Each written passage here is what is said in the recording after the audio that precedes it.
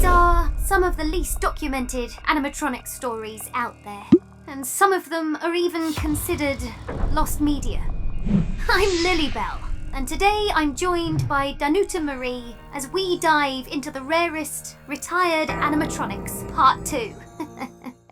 Little Caesar's Animatronics. This is one of the weirdest and most obscure animatronics we've ever come across on this channel. And the saddest part? It's nearly impossible to find a video of it. This is Little Caesar. Yep, the one from the iconic Pizza. Today, it's one of the most well-known pizza chains in the world. But back in the 90s, Little Caesars actually tried to enter the arcade pizza business with animatronics, specifically in Michigan, and even more specifically, in Southgate. From what we've researched, Little Caesars bought up some Chuck E. Cheese locations after they filed for bankruptcy and took advantage of the existing setups to rebrand them as Caesarland. The place had all the classics, ball pits, slides, you name it. But the main event, a fully original animatronic band, led by Little Caesar himself and two other fuzzy characters. These animatronics were created by Creative Presentations, the same company behind The Country Critters, Looney Tunes animatronics, and others. As we said earlier, this is considered lost media. There's only one surviving photo, and it came from an old flyer. By 2011, all Caesarland locations had closed, and to this day, no one knows what happened to the animatronics. So let me ask you, did you ever visit Caesarland? And do you remember seeing this show? And most importantly, do you have any footage of it? Drop a comment or send us a DM on Instagram if you do. We'd love to preserve this forgotten piece of animatronic history. If you're enjoying the video, hit like and comment Part 3 to keep the series going. Koala Country Show. Did Australia have its own country bear jamboree? But what happened to those animatronics? You've been asking for this band for a while, so shout out to our Australian ducks. In 1982, Dreamworld debuted the Koala Country Show, built by Hoffman Figuren, and clearly inspired by the Country Bear Jamboree. These animatronics used pneumatic systems and control tapes, which was pretty common back then. But what made them special? Well, just look at them.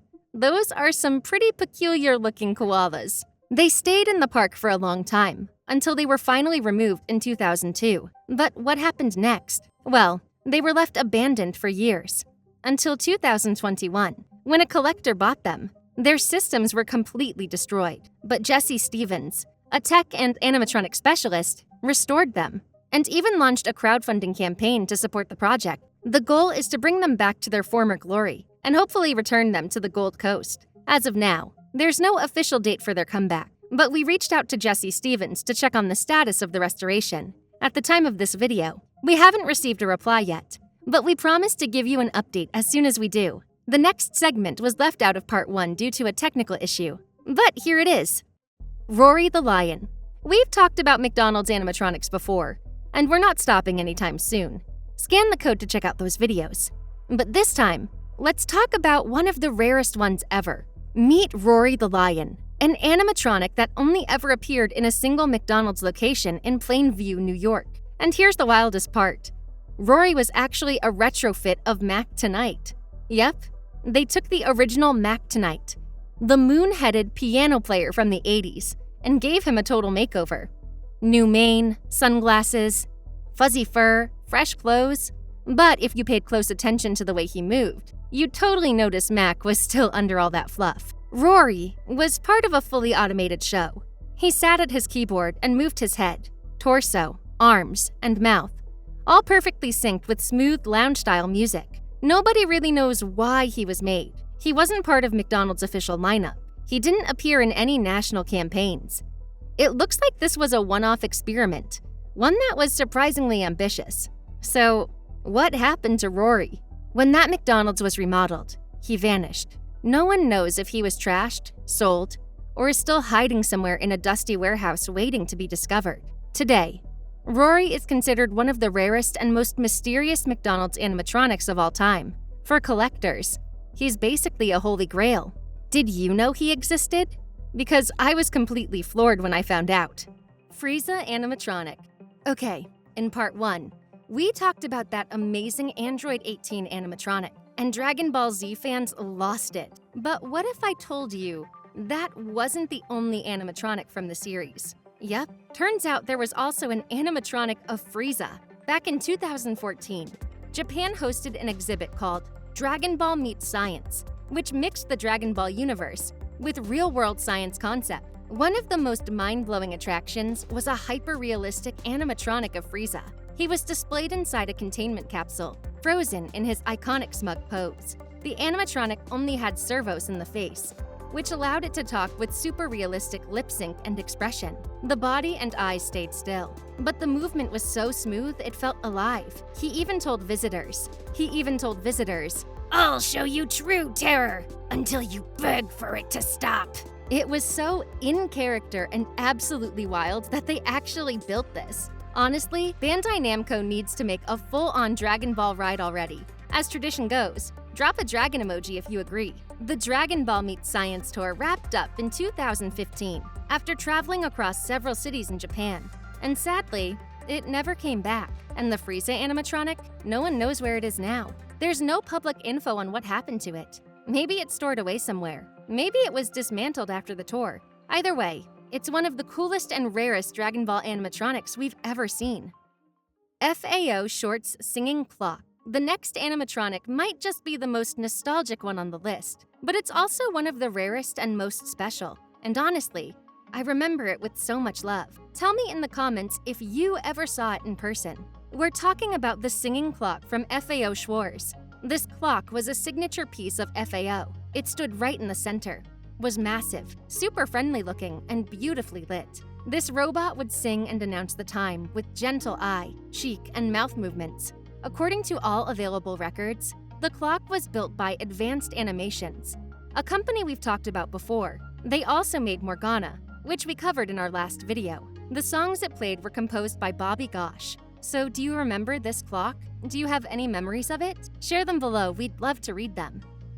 Danuta, you forgot to mention what happened to the clock. Don't worry, I've got you covered.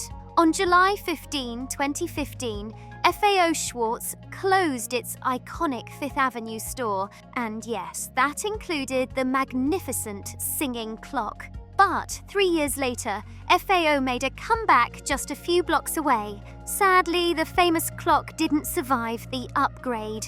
In fact, it got downgraded, at least in my humble opinion. Now it's just a digital screen clock. And honestly, it's kind of bizarre. The face is constantly glitching, and it lost all its charm. What did they do to our poor friend?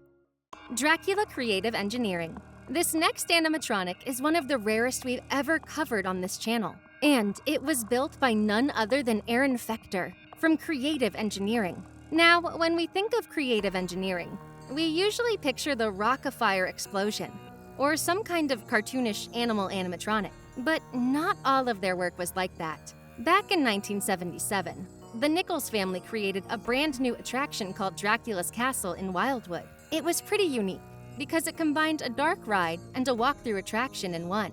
The lower level was a boat ride, filled with animatronics and live actors. It was weird, chaotic, and one of a kind. And upstairs, that's where you'd find Dracula's castle.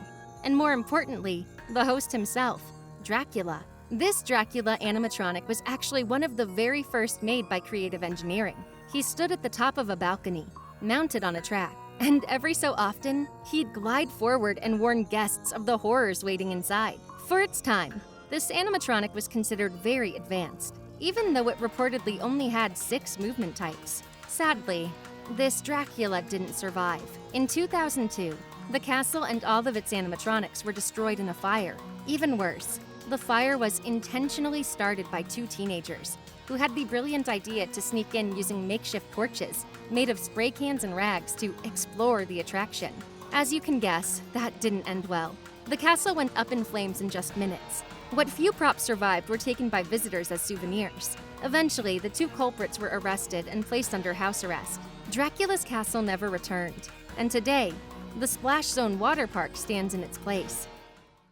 Major Magics. All right, now let's talk about one of the most underrated animatronic bands of all time. This is Major Magics, and lately, several of these shows have been rediscovered and even restored. But let's not get ahead of ourselves. This band was created in 1982.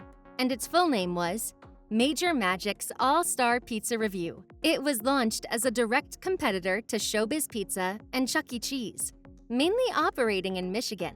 The project was developed by Farley's and Sather's Candy Company in collaboration with outside designers and technicians to build the animatronics. The main cast included Major Magi, Rockin' Robot, Bongo, Jillian, and Duke. The show used analog controls, very similar to those used by creative engineering. They were synced to audio tapes that triggered signals for basic movements: mouth, eyes, head, and arms. Now, in terms of design and quality, they weren't as advanced as the Rock-afire explosion, but they were definitely more expressive than some of the Chuck E. Cheese bots of the time. Unfortunately, in the 90s, as the animatronic pizza scene started to collapse, Major Magics began shutting down locations.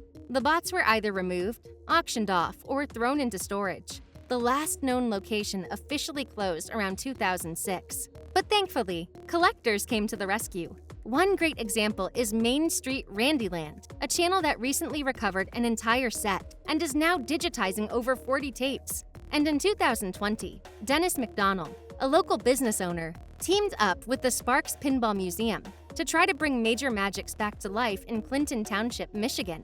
He acquired the original animatronics and retrofitted a few more, rebranding the group as Rock and Roll Rebellion. In January, they announced a grand reopening. But then the pandemic hit hard. They eventually opened in October 2020. But due to poor marketing, the pandemic environment, and bad organization, the whole thing fell apart just 1 month later. By November, it was officially over. Everything was sold off or liquidated. So yeah, this band never really caught a break. First, they couldn't reach the same fame as Showbiz or Chucky. And then their comeback attempt flopped hard. But that doesn't mean they weren't awesome. In fact, many collectors and fans still love them to this day, and their reputation has only grown in the world of animatronic restoration. And with this weird little gem, we wrap up the list.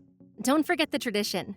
Comment "last of the real ones" if you made it to the end, so we can give a shout out to all of you in the End Screen Squad. Thanks for watching. Bye-bye!